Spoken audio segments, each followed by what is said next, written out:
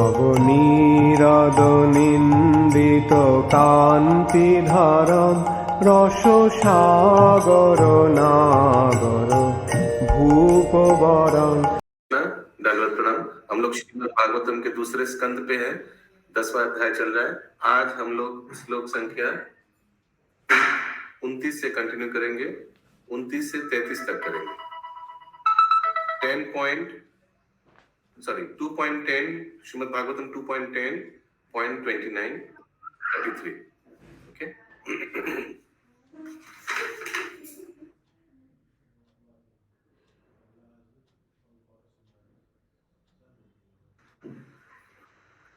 उनतीस नंबर श्लोक। अदित्सोन्नपानानाम्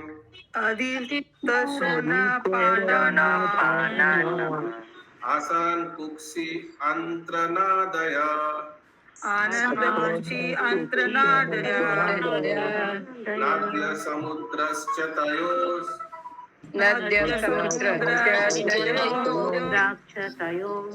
तुष्टि पुष्टि तदाश्रये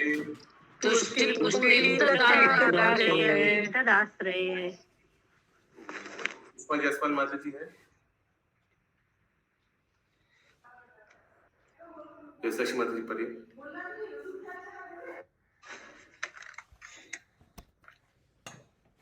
हरे कृष्ण प्रभु जी, दंडवत प्रणाम। 1 मिनट प्रभु जी के लिए लगा लो।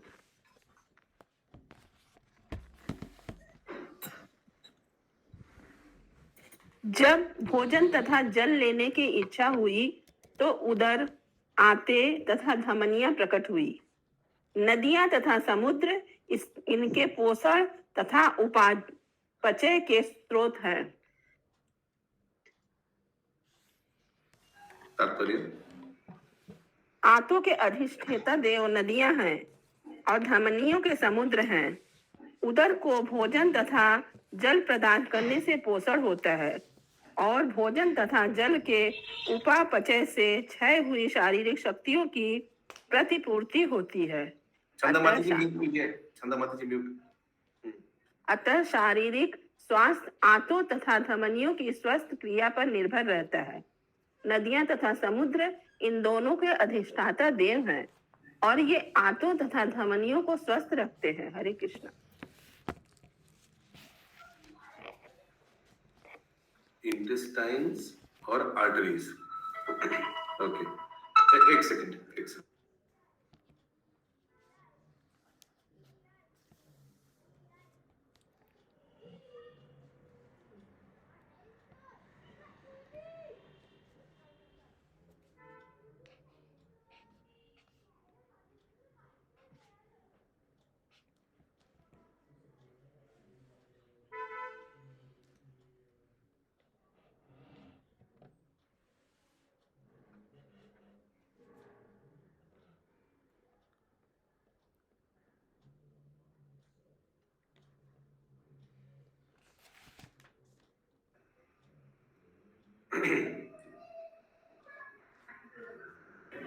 हरे कृष्ण को दंडवत प्रणाम। Just a moment please. Hare Krishna प्रभु जी, दंडवत प्रणाम। हरे कृष्ण दंडवत।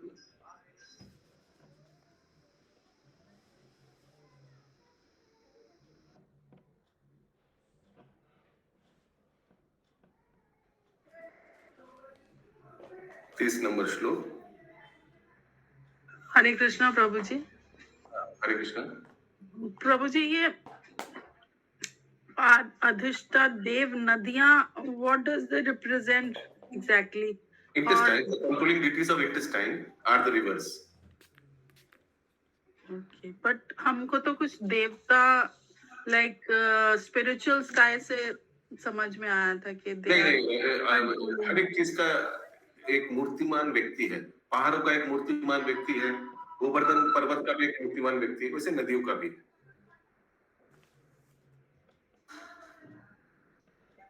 हेलो,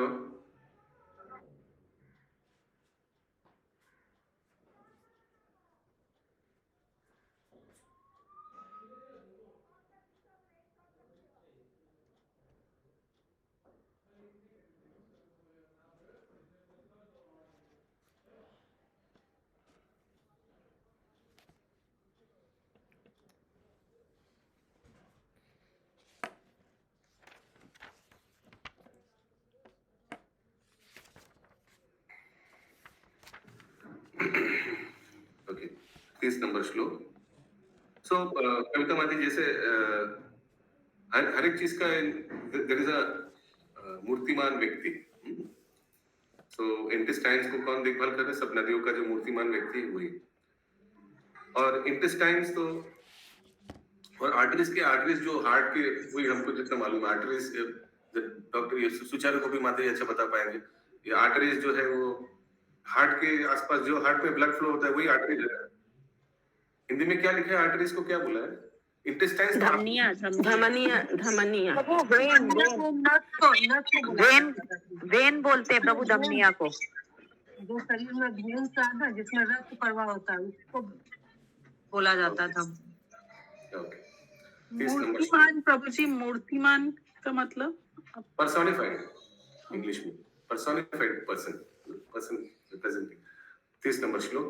निधिध्यासोरात्मा मायम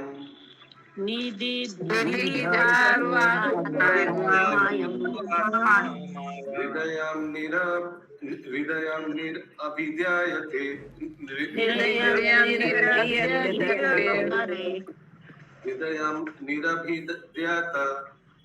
हृदयं निरभिद्यात ततो मनश्चंद्र इति संकल्प काम एव च।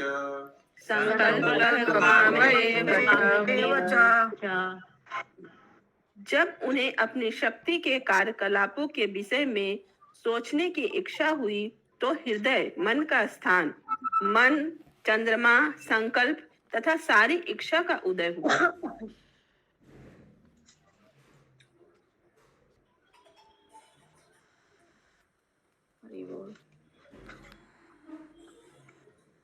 हरे कृष्णा माता जी।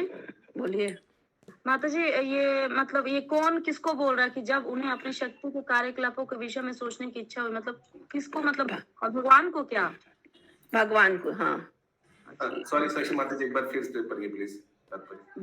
जब उन्हें अपने शक्ति के कार्यकलापों के विषय में सोचने की इच्छा हुई तो हृदय मन का स्थान, मन, चंद्रमा, संकल्प तथा सारी इच्छा का उदय हुआ। When there was a desire to think about the activities of his own energy, then the heart, the seat of the mind, the moon, determination and all desire became manifested. तात्पर्य? प्रत्येक जीव का हृदय पूर्ण पुरुषोत्तम भगवान के अंश रूप परमात्मा का निवास स्थान है। उसकी उपस्थिति के बिना जीवात्मा अपने पूर्व कर्मों के अनुसार कार्य करने की शक्ति प्राप्त नहीं कर सकता।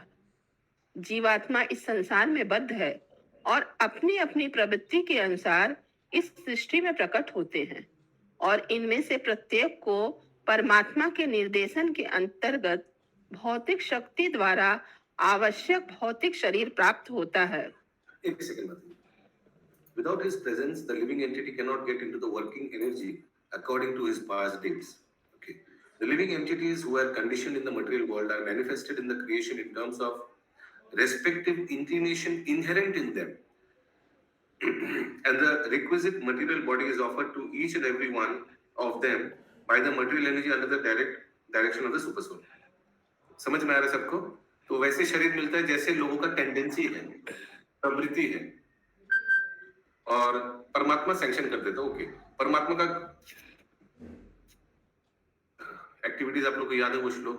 उपदृष्टा, अनुमंता, is a witness, sanctioner. Okay, stamp, sanction, okay कर दो। इसको ऐसे ही चाहता है तो ऐसे ही शरीर दे दो।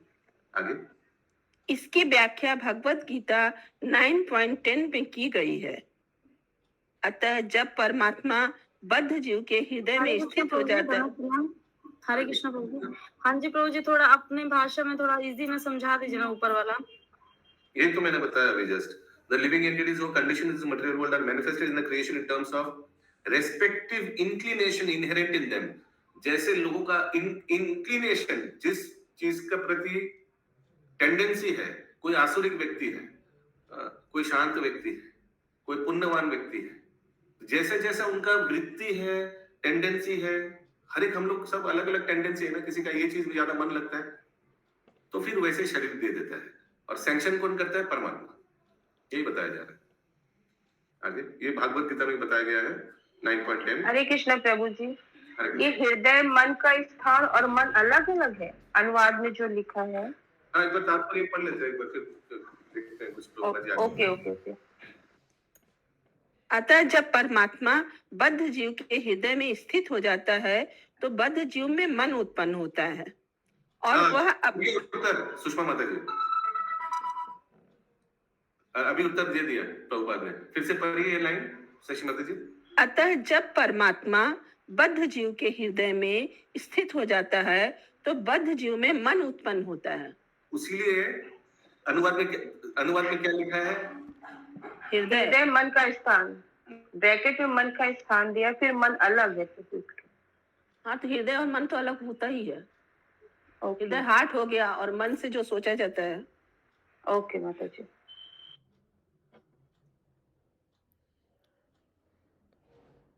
प्रभु जी पढ़े।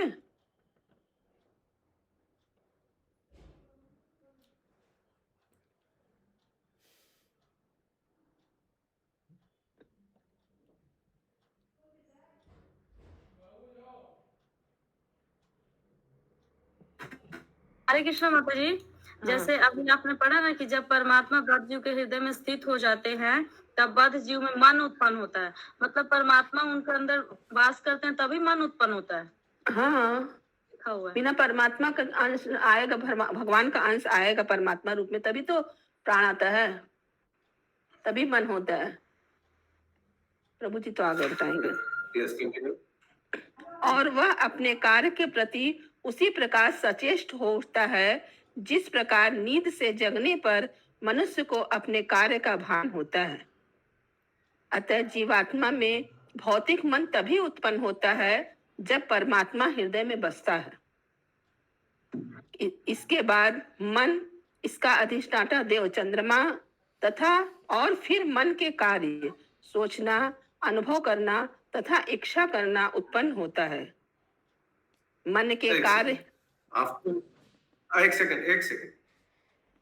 Therefore, the material mind of the living entity develops when supersoul sits on his heart. Okay. After which the mind, the controlling deity moon, तो मन का controlling deity कौन है? अधिष्ठाता देवता कौन है? चंद्रमा। And then the activities of the mind, मन का कार्य क्या क्या है? Thinking, feeling, willing. हिंदी में क्या लिखा है? क्या क्या कार्य है? सोचना, अनुभव करना और इच्छा करना। All take place. आगे।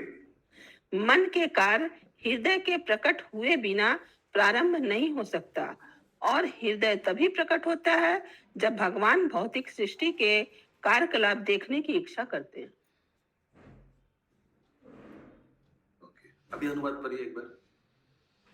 जब उन्हें अपने शक्ति के कार्यकलापों के विषय में सोचने की इच्छा हुई तो हृदय मन का स्थान, मन, चंद्रमा, संकल्प तथा सारी इच्छा का उदय हुआ। किसी का कोई प्रश्न है इस श्लोक का? हरे कृष्णा प्रभु जी, नीचे लाइन नहीं समझ में आया जो भौतिक भगवान भौतिक सृष्टि के कार्यकलाप देखने की इच्छा करते हैं। हृदय तभी प्रकट होता है जब बोलिए।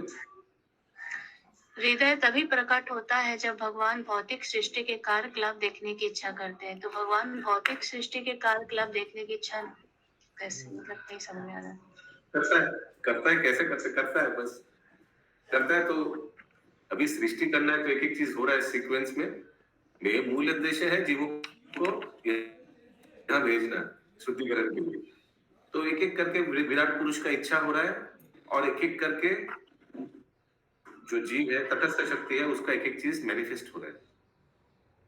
एक एक करके एक एक इंद्रिय मैनिफेस्ट हो रहा है। यही है। और किसी का कोई प्रश्न है? 31 नंबर श्लोक।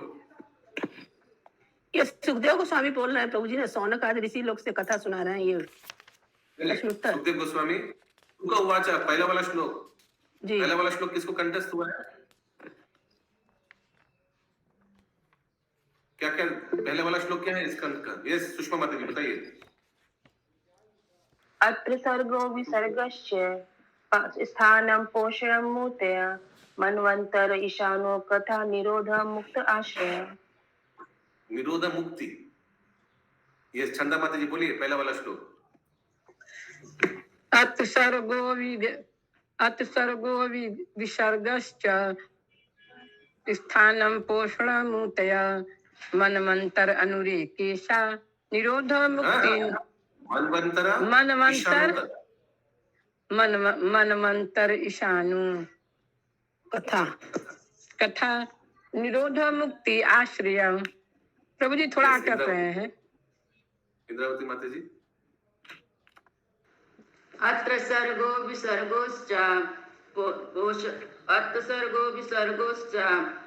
निरोधो मुक्ति अत्र सर्गो विसर्गोश्च स्थानं पोषणम उतया मनवंतरम ईशा अनुकथा निरोधो मुक्ति आश्रय। तो ये सुख हुआ चाहे उसके आगे पहला वाला श्लोक में, ठीक है। परीक्षित महाराज को बोलना, परीक्षित महाराज का अलग अलग क्वेश्चन था पिछले चैप्टर में हम लोग पढ़ा, उसी का उत्तर दे रहा है सुखदेव गोस्वामी। ये इम्पोर्टेंट श्लोक है क्या? यस, पूरा श्रीमद् भागवतम 10 चीज के बारे में बोलता है। कौन सा 10 चीज? ये पहला वाला श्लोक में बता रहा है। पूरा श्रीमद् भागवतम हम लोग अध्याय करेंगे, कम से कम 5-7 साल लग जाएगा, और इस श्लोक में बता रहा है इसमें क्या क्या मुद्दा आएगा। ये 10 चीज का मुद्दा आएगा टोटल। 32 नंबर श्लोक। गुणात्मका निन्द्रियाणि प्रभु जी ये क्या? हरे 31 छूट गया, 31 छूटा है। वक्रमं सरोधिरा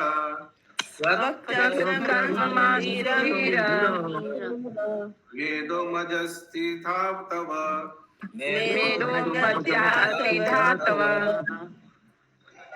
भूमि अप तेजोमया सप्त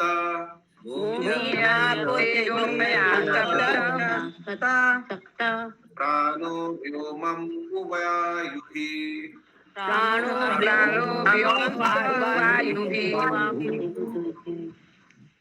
त्वचा, चर्म, मांस, रक्त, मेदा, मज्जा तथा अस्थि, शरीर के ये 7 तत्व पृथ्वी, जल तथा अग्नि से बने हैं, जबकि प्राण की उत्पत्ति आकाश, जल तथा वायु से हुई है। देखिए कुछ लोग पूछता है ना, जो देवी देवता है उनका क्या शरीर है, उन लोग का शरीर में ये सब नहीं है, खून हड्डी ये सब जो चीज नहीं है ना, इसीलिए सूक्ष्म शरीर है। और जो स्थूल है वो क्या है? पृथ्वी जल अग्नि, और पृथ्वी जल अग्नि से ये सब बनता है जो हम लोग का शरीर में है, स्थूल शरीर में है। और वायु और आकाश से सूक्ष्म शरीर बनता है, उन लोग का बहुत सूक्ष्म शरीर है। समझ में आ रहा है? फिर से एक बार पढ़िए अनुवाद। त्वचा, चर्म, मांस, रक्त, मेदा, मज्जा तथा अस्थि, शरीर के ये 7 तत्व पृथ्वी, जल तथा अग्नि से बने हैं, जबकि प्राण की उत्पत्ति आकाश, जल तथा वायु से हुई है। The life breath is produced by sky, water and air. प्राण की उत्पत्ति। तात्पर्य संपूर्ण लग रहा है ये प्राण वायु के बारे में बताया जा रहा है। प्राण की उत्पत्ति में प्राण वायु की उत्पत्ति हो सकता है, देखते हैं आगे। या संपूर्ण भौतिक जगत की रचना प्रमुखतः पृथ्वी, जल तथा अग्नि, इन तीन तत्वों से हुई है। दिया हुआ श्वास। हाँ, लाइफ ब्रेथ, तो प्राण का मतलब श्वास यानी प्राण वायु, वही होगा, वही देखते हैं, तात्पर्य में देखते हैं। यस, संपूर्ण भौतिक जगत की रचना प्रमुखतः पृथ्वी, जल तथा अग्नि, इन 3 तत्वों से हुई है, किंतु प्राण की रचना आकाश, वायु तथा जल से हुई। इस प्रकार स्थूल तथा सूक्ष्म भौतिक सृष्टि दोनों में ही जल उभयनिष्ठ तत्व है, और भौतिक सृष्टि में अत्यधिक विशिष्ट एवं आवश्यक होने के कारण जल इन 5 तत्वों में प्रमुख है। इस प्रकार भौतिक संपूर्ण भौतिक जगत की रचना प्रमुखतः पृथ्वी, जल तथा अग्नि, इन 3 तत्वों से हुई है, किंतु प्राण की रचना आकाश, वायु तथा जल से हुई है। इस प्रकार स्थूल तथा सूक्ष्म भौतिक सृष्टि दोनों में ही जल उभयनिष्ठ तत्व है और भौतिक सृष्टि में अत्यधिक विशिष्ट तथा आवश्यक होने के कारण जल इन पंच तत्वों में प्रमुख है। एक second. The material body is thus an embodiment of 5 elements, and the gross manifestation is perceived because of the 3, namely earth, water, and fire. Material body is thus an embodiment of 5 elements, and the gross manifestation, यानी बाहर जो स्थूल दिखता है वो 3 चीज से है, पृथ्वी, जल, अग्नि, और अंदर जो सूक्ष्म चीज है जैसे वायु एक्सेट्रा, 5 प्रकार का वायु, ये सब कहाँ से बनता है? वही आकाश, वायु, जल। आकाश और वायु से, पृथ्वी, जल, अग्नि, वायु, आकाश, वायु और आकाश से। आगे जल दोनों में है प्रभु जी। जल, हाँ, ओ अच्छा, जल, वायु, आकाश जी लिखा है ना, इस प्रकार स्थूल तथा सूक्ष्म भौतिक सृष्टि दोनों में ही जल उभयनिष्ठ तत्व है। यस, आगे इस तरह भौतिक शरीर 5 तत्वों से बना है, जबकि स्थूल सृष्टि केवल 3 तत्वों पृथ्वी, जल तथा अग्नि से बनी है। स्पर्श का अनुभव चमड़ी पर पतली परत त्वचा के कारण होता है। एक second. Sensation of touch are perceived due to the layer on the skin. अच्छा, ओके। और अस्थि पत्थर के समान कठोर होती है। Sensation of touch are perceived due to the thin layer of the skin, and bone is as good as hard stone. Okay. श्वास, प्राण वायु, आकाश वायु तथा जल से उत्पन्न है। The breathing of the air is produced by sky, air and water. Okay. पानी दोनों में। अतः शुद्ध वायु, नियमित स्नान तथा रहने के लिए प्रचुर स्थान स्वस्थ जीवन के लिए अनुकूल होते हैं। हरे कृष्णा। श्रील प्रभुपाद बता रहे हैं 3 चीज अनुकूल है भक्ति के लिए, रहने के लिए, माने प्रभुपाद तो भक्ति के लिए क्या चीज फिर से बताइए। शुद्ध वायु, नियमित स्नान, रहने के लिए प्रचुर स्थान, स्वस्थ जीवन के लिए अनुकूल होते हैं। क्यों? क्योंकि इससे वो वायु अगर थोड़ा ओपन एयर है, खुला आसमान है, तो वायु, क्योंकि उसका पिछला लाइन पर ही तो पता चलेगा क्यों प्रभुपाद जी बता रहे हैं 3 चीज। पिछला लाइन क्या है? श्वास, प्राण वायु, आकाश वायु तथा जल से उत्पन्न है। अतः शुद्ध वायु, नियमित स्नान तथा रहने के लिए प्रचुर स्थान, तो स्वस्थ जीवन में क्या मिलेगा? शुद्ध वायु में स्काई मिलेगा, एयर मिलेगा, और नियमित स्नान करने से क्या मिलेगा? जल से जल मिलेगा, और तीसरा क्या था? रहने के लिए प्रचुर स्थान। उससे वो स्काई और एयर मिलेगा, वायु और आकाश। वायु, आकाश और पानी, ये 3 चीज है ना, ये 3 चीज चाहिए, ये 3 चीज इस 3 चीज से मिलेगा। आगे स्थूल शरीर को ठीक से बनाए रखने के लिए पृथ्वी से उत्पन्न अन्न तथा शाक के साथ शुद्ध जल तथा उष्मा लाभप्रद है। हरे Krishna. Fresh produce from the earth like grains and vegetables as well as fresh water and heat is good for the upkeep of the gross body. शरीर को अच्छा रखने के लिए। 32 नंबर श्लोक। गुणात्मकानि इंद्रियाणि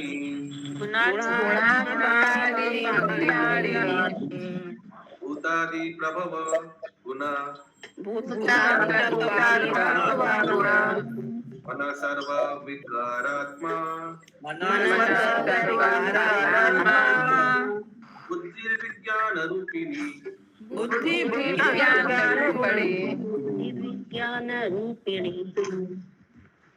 इंद्रियां प्रकृति से गुणों से जुड़ी होती है और भौतिक प्रकृति के ये गुण मिथ्या अहंकार से जनित हैं। मन पर समस्त प्रकार के भौतिक अनुभवों, सुख दुख का प्रभाव पड़ता है। बुद्धि मन के तर्क वितर्क स्वरूप है। माय गुडनेस, बहुत इंपॉर्टेंट है ये अनुवाद। फिर से, इंद्रियां प्रकृति के गुणों से जुड़ी होती है और भौतिक प्रकृति ये गुण मिथ्या अहंकार से जनित हैं। मन पर समस्त प्रकार के भौतिक अनुभवों, सुख दुख का प्रभाव पड़ता है और बुद्धि मन के तर्क वितर्क स्वरूप है। And the intelligence is the feature of the mind's deliberation. बुद्धि क्या है? फिर से बोलिए। बुद्धि, बुद्धि मन के तर्क वितर्क स्वरूप है। तात्पर्य भौतिक प्रकृति से भ्रमित होकर बुद्धि मन के तर्क वितर्क यानी इंटेलिजेंस है ना, वो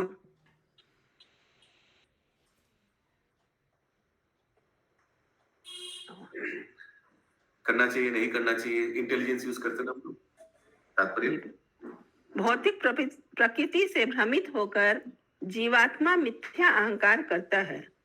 अधिक स्पष्ट रूप में कहना चाहे तो जीवात्मा भौतिक शरीर के भीतर बध जाने पर तुरंत देहात्मक संबंध बना लेता है और आत्मा के रूप में अपनी स्थिति को भुला देता है। यह अहंकार भौतिक प्रकृति के विभिन्न गुणों से मिलजुल जाता है और इस प्रकार इंद्रियों का गुणों की ओर लगाव हो जाता है। मन वह यंत्र है जिससे विभिन्न भौतिक अनुभवों का आभास होता है, किंतु बुद्धि तर्कशील है और हर वस्तु के लिए अच्छे के लिए बदल सकती है। अतः बुद्धिमान मनुष्य बुद्धि के सदुपयोग से इस संसार के मोह से मोक्ष प्राप्त कर सकता है। हरे कृष्णा। उसीलिए कोई बोलता ना प्रभु जी मेरा चाय नहीं छूट रहा है, क्या करे, बहुत मेरा नॉनवेज नहीं छूट रहा है। एक हम लोग का एक क्लास में था, वो मैं नाम नहीं लूंगा, आप लोग पहचान जाएंगे। उनके घर में हम लोग जाते भी थे दामोदर अष्टम करने में मिडिलटन स्ट्रीट में। तो कम से कम मैं उनको 15 साल से जानता हूँ, जब से क्लास जुड़ा है। बोलता है हमको नॉनवेज इतना अच्छा लगता है, मैं क्या करूं प्रभु जी, हमको सब बट हमको इतना अच्छा लगता है कृष्णा कॉन्शियसनेस, जब वब सब अच्छा लगता है। Nonveg I really love it so much, I can't just leave it. कितना बार मिला, कितना साल हो गया, लेकिन he said I can not leave nonveg. प्रभु हम लोग के अल्कोहलिक था, अल्कोहल छोड़ दिया। अल्कोहलिक था, 2 भाई था, बहुत अल्कोहलिक था, अल्कोहल छोड़ दिया और मैंने डेंजरस अल्कोहलिक था। पूरा रात को 2 बजे बिल्डिंग के नीचे 2 भाई आता है पीकर, पूरा बिल्डिंग को नीचे उतार देता था, इतना हंगामा करता था। एवरी डे का मैटर था ये। लेकिन रेगुलर इस्कॉन मंदिर जाता था, घर के पास ही है एल्बर्ट रोड, और इतना परिवर्तन हो गया। लेकिन फिर भी मिला, फिर भी बोल रहे कि मैं नॉनवेज नहीं छोड़ पाऊंगा, नॉनवेज हमको इतना। तो देखिए तो मन पकड़ के रखा है, वो तमोगुनी चीज को पकड़ के रखा है, लिखा है ना इस तात्पर्य। प्रभु हम लोग की क्लास में भी तारक प्रभु है, वो बोल रहे माता की नॉनवेज छोड़ना इम्पॉसिबल है, लेकिन कैसे छूटा पता नहीं। हाँ, लेकिन ये देखिए इंटेलिजेंस, बुद्धि तर्क वितर्क करता है, नहीं खाना चाहिए, क्लास में ये पढ़ा है। By being in touch with scripture, साधु हरिगुरु वैष्णवों के संस्पर्श में रहने से नेगोशिएट करते करते आसानी से छूट जाएगा। टच में रहना पड़ेगा, बिकॉज किसी का बहुत डीप एकदम अंदर में घुसा है। ये तो दूर की बात, कोई प्याज लहसुन नहीं छोड़ पाया इतना साल में। इट इज इनहेरेंट, एकदम डीप इम्बाइब्ड है, डीएनए में घुस गया है। क्यों? इतना जीवन का इतना अलग अलग योनि में पार कर जो एक्सपीरियंस रहा है वो एकदम डीप एम्बेडेड है। लेकिन ऐसा भी बहुत भक्त है, एक लेक्चर में नॉनवेज छूट गया, एक लेक्चर में, पहला दिन आया, एक लेक्चर सुना, छोड़ दिया, है ना, ऐसे भी है ना। सो वो इंटेलिजेंस यूज करता है, इंटेलिजेंस हेल्प करता है। ये बताया, फिर से बोलिए, बुद्धि क्या करता है? नेगोशिएट करता है, तर्क वितर्क करता है। बोलिए। किंतु बुद्धि तर्कशील है और हर वस्तु को अच्छे के लिए बदल सकती है। अतः बुद्धिमान मनुष्य बुद्धि के सदुपयोग से इस संसार के मोह से मोक्ष प्राप्त कर सकता है। और श्रील प्रभुपाद का तात्पर्य इतना अच्छा लिखा हुआ है ना, कोई सुनेगा वो आसानी से परिवर्तन हो जाएगा, आसानी से, बस सुनने का धैर्य रखना पड़ेगा। यस, आगे। बुद्धिमान मनुष्य इस संसार की विषम परिस्थिति का पता लगा सकता है और इस खोज में लग जाता है कि वह कौन है, उसे तरह तरह के कष्ट क्यों मिलते हैं, इनसे कैसे छुटकारा पाया जा सकता है। और इस प्रकार अच्छी संगति से बुद्धिमान मनुष्य आत्म साक्षात्कार के जीवन की ओर उन्मुख हो सकता है। अतः यह सलाह दी जाती है कि बुद्धिमान मनुष्य उन ऋषियों मुनियों की संगति करे जो मुक्ति के पथ पर अग्रसर हैं। ऐसी संगति से वह ऐसे उपदेश प्राप्त कर सकता है जिनसे बद्ध जीव की पदार्थ के प्रति आसक्ति कम हो सकती है। इस प्रकार बुद्धिमान व्यक्ति धीरे धीरे पदार्थ के मोह तथा अहंकार से छूटकर सच्चिदानंदमय जीवन को प्राप्त होता है। हरे कृष्ण। हरे कृष्ण। इसलिए कोई अगर हम लोग को क्लास में बोलता है ना, प्रभु जी आप लोग तो सब वेजिटेरियन हैं, मैं तो सब कुछ खाता हूँ, क्या मैं क्लास में आ सकता हूँ? तुम लोग क्या बोलते हैं? हाँ हाँ कोई बात नहीं, आ जाइए। अरे कौन बोला है भगवान की वाणी सुनने के लिए क्या कोई क्वालिफिकेशन चाहिए? कोई कम कम। लेकिन ऐसे हम लोग बोलते थे कम कम, आते रहते हैं और फिर अचानक सब कुछ छूट गया। उसीलिए कुछ कुछ भक्त लोग देखिए माला सेवा नहीं जा पा रहे भगवान के। ये कल म्यूट पंकज प्रभु, कल भगवान का ये ब्रह्मोत्सव में माला सेवा है, परसों है ना? हाँ, तो माला सेवा नहीं जा पा रहे तो क्या बांधा हमको बोला फिर फोन करके माता जी के, प्याज नहीं छोड़ पा रहे। अरे आप भगवान की माला तोड़ेंगे, इसके लिए अगर प्याज के लिए अटका हुआ है तो प्याज को छोड़ दीजिए। इतना कुछ नॉनवेज, आई मीन सोचिए प्रभुपाद का 4 नियम में कितना कठिन है। ब्रह्मांड में कितना लोग 4 नियम पालन कर रहे हैं, गिने चुने, और आप भी उसमें से एक हो सकते हैं। सिर्फ एक चीज अटका हुआ है, प्याज और लहसुन। नहीं प्रभु हम बाहर में खा लेते हैं, प्रभु शादी में जाते तो, अरे शादी में जाते घर में खाना नहीं है क्या? खाना खा के जाइए। वो अरुण माता जी का, अरुण क्या नाम है वो, जब बच्चे लोग को विदेश में तो पूरा नॉनवेज है, बच्चे लोग को कहीं ले जाते थे, बच्चे लोग को पेट भर के घर में खिला कर ले जाते थे, सो दैट बिकॉज बाहर नॉनवेज मिलेगा, बाहर जाने से कोई प्रोग्राम में जाने से भूख तो लगेगा, ऐसे करके अच्छा खाना बनाकर खिले। तो ये सब प्याज के लिए भगवान का सेवा बंद हो गया, नहीं कर पा रहे हैं, अलाउड नहीं होंगे, शर्म की बात है, छोड़ देना चाहिए। इतना नजदीक आकर भगवान का सेवा अगर नहीं कर पा रहे प्याज और लहसुन के लिए, तो क्या छोड़ना चाहिए? भगवान का सेवा छोड़ना चाहिए या प्याज लहसुन छोड़ना चाहिए? तो कॉमन सेंस है, प्याज लहसुन छोड़ना चाहिए।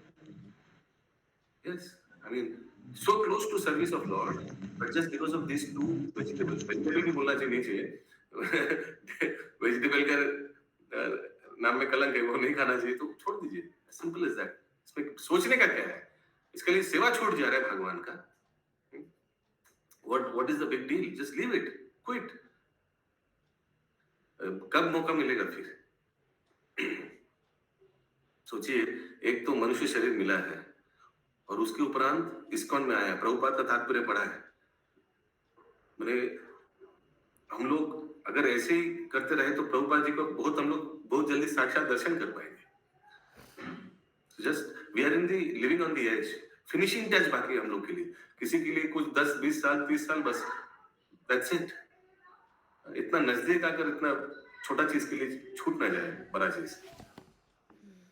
अरुण जी, जब हम लोग क्लास ज्वाइन किए थे स्टार्टिंग में भक्ति ब्रिज, तो मंदिर दर्शन के लिए गए तो माला सेवा हो रहा था, तो गए तो बोले फूल तोड़े ना तुम लोग चाय पीता है, नहीं छूना है।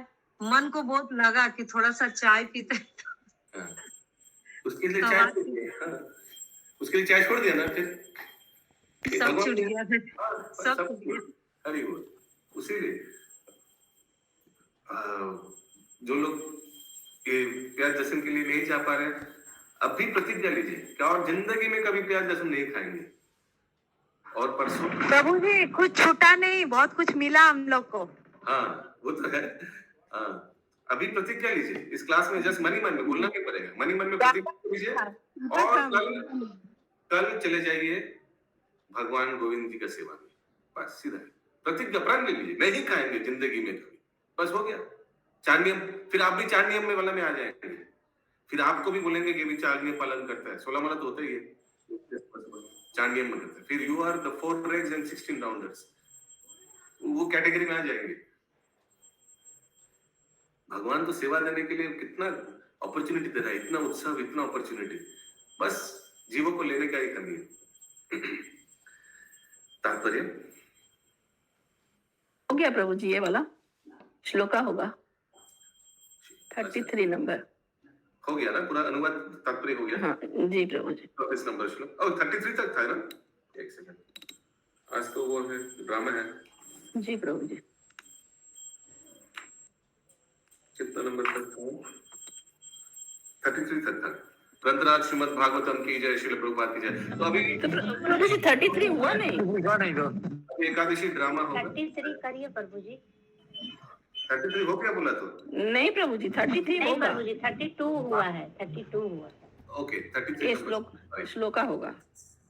एताद भगवतो रूपम एता भगवतो रूपं स्थूलं ते व्याहृतं मया स्थूलं ते व्याहृतं मया मयि अधीतिश्चावरणे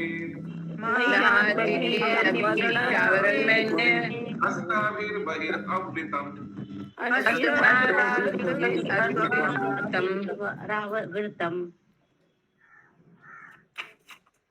इस तरह भगवान का बाह्य रूप अन्य लोगों की ही तरह स्थूल रूपों से घिरा हुआ है, जिनका वर्णन मैं तुमसे पहले ही कर चुका हूँ। और एक बार, इस तरह भगवान का बाह्य रूप अन्य लोगों की ही तरह स्थूल रूपों से घिरा हुआ है, जिनका वर्णन मैं तुमसे पहले ही कर चुका हूँ। Thus, by all this, the external feature of the personality of Godhead, Virat Purush, is covered by gross forms such as those of planets, which were explained to you by me. तात्पर्य, जैसा कि भगवत गीता 7.4 में कहा गया है, भगवान की वियुक्त भौतिक शक्ति 8 प्रकार के भौतिक आवरणों पृथ्वी, जल, अग्नि, वायु, आकाश, मन, बुद्धि तथा अहंकार से घिरी कौन सा है। है श्लोक? अष्टधा भूमिरप्पो अनला वायु खम मनो बुद्धि एव च। आठवां भूमि अपो अनला वायु खम मनो बुद्धि एव च। ये सारे आवरण श्री भगवान की बाह्य शक्ति के रूप में उद्भूत है। ये सूर्य के चारों ओर बादलों के आवरण तुल्य है। यद्यपि बादल सूर्य के ही द्वारा सृजित है, किंतु वास्तव में आंखों के सामने इसके आने से सूर्य नहीं दिखता। सूर्य बादलों से नहीं ढका जा सकता, क्योंकि बादल आकाश में कुछ 100 मीलों तक ही फैले रह सकते हैं, किंतु सूर्य लाखों मील से भी अधिक विशाल है। अतः 100 मील का आवरण लाखों मील को नहीं ढक सकता। अतएव भगवान की ही कोई एक शक्ति पूर्ण पुरुषोत्तम भगवान को आच्छादित नहीं कर सकती, किंतु ये शक्तियां भगवान द्वारा उन बद्ध जीवों की आंखें बंद करने के लिए हैं, जो प्रकृति पर अपना अधिकार जताना चाहते हैं। हरे कृष्ण। That means ये सब भगवान को भुलाने के लिए है। जैसे क्लाउड है, उसी लिए सूर्य को देख नहीं पा रहे, वैसे ये 8 चीज दे दिया, इससे हम लोग अपने आप को कर्ता मिति मन्नते समझ लेते हैं और भगवान को अस्वीकार करते हैं। आगे, वास्तव में बद्ध जीव पदार्थ के मोहजन्य बादल से आच्छादित रहते हैं, और यह भगवान के ऊपर है कि वे उन्हें दिखे या नहीं। चूंकि बद्ध जीवों के दिव्य दृष्टि नहीं होती और वे भगवान को देख नहीं सकते, अतः वे भगवान के अस्तित्व तथा उनके दिव्य रूप को नकारते हैं। अल्प ज्ञानी पुरुष विराट भौतिक रूप का आवरण स्वीकार कर लेते हैं। यह कैसे होता है, इसकी व्याख्या अगले श्लोक में की गई है। The covering of the gigantic material feature is accepted by such men with poor fund of knowledge. यानी विराट पुरुष को एक्सेप्ट कर लेते हैं, कृष्ण को नहीं मानते लेकिन विराट पुरुष को मान लेते हैं। And how this is so explained in the following verse, आगे बताया जाएगा कल। किसी का कोई प्रश्न है?